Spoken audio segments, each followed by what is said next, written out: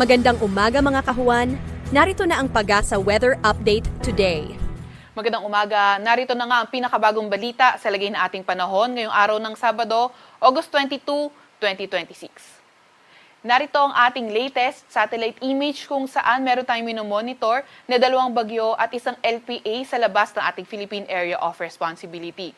Una nga ay itong tropical depression malapit sa ating power line. Ito ay huling namataan sa layong 1,195 kilometers east ng northeastern Mindanao. Nagtataglay ng lakas na hangin na 45 kilometers per hour malapit sa sentro at bugso na abot sa 55 kilometers per hour. Kumikilos sa direksyong kanluran sa bilis na 10 kilometers per hour. Ito ngang bagyong ito, momentarily kumikilos papuntang kanluran, so hindi tinatanggal yung possibility na ito ay papasok ng ating area of responsibility. Although afterwards, posible na kasi itong kumilos sa direksyong northeast.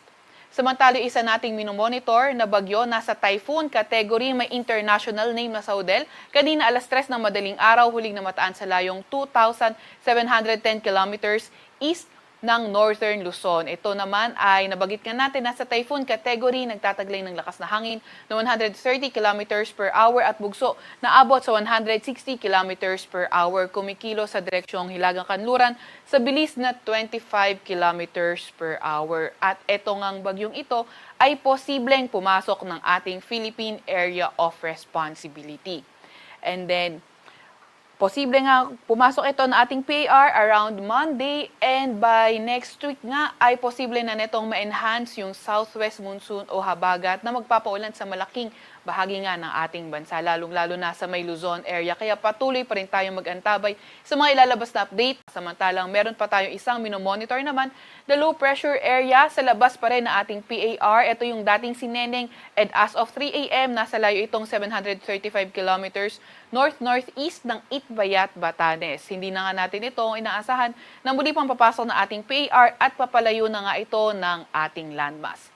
Samantalang southwest monsoon o habagat patuloy pa rin na epekto sa northern at central Luzon at nagpapaulan nga sa ilang bahagi ng lugar na ating nabanggit.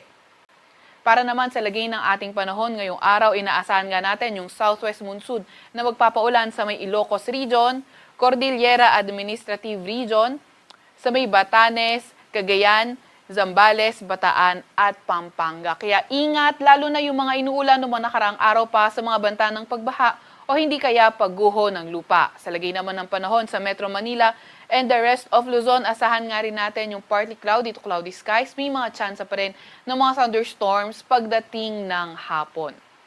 By tomorrow naman, which is Sunday and Monday, inaasahan nga natin na posibleng mas malaking area pa yung paulanin ng southwest monsoon. Particular na nga dito sa may Ilocos Region, sa may Cordillera Administrative Region, sa may Cagayan Valley, sa may Central Luzon, Calabarzon, Oriental at Occidental Mindoro. And then pagdating naman ng Tuesday and Wednesday, posibleng malaking bahagi na ng Luzon yung maging maulan. Kaya patuloy na mag-antabay sa mga update ng Pag-asa. Agwat at temperatura ngayong araw sa Metro Manila ay 26 to 31 degrees Celsius. 26 to 31 degrees Celsius din naman sa may Lawag at 23 to 30 degrees Celsius sa may Tagaytay.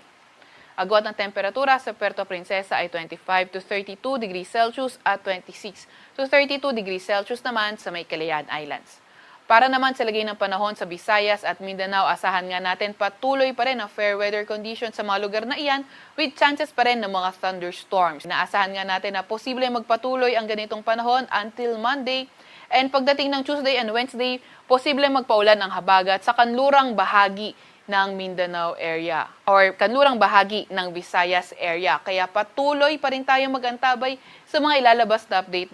Agwat ng temperatura sa Tacloban ay 27 to 34 degrees Celsius at 25 to 34 degrees Celsius naman sa may Zamboanga, pati na rin sa may Cagayan de Oro.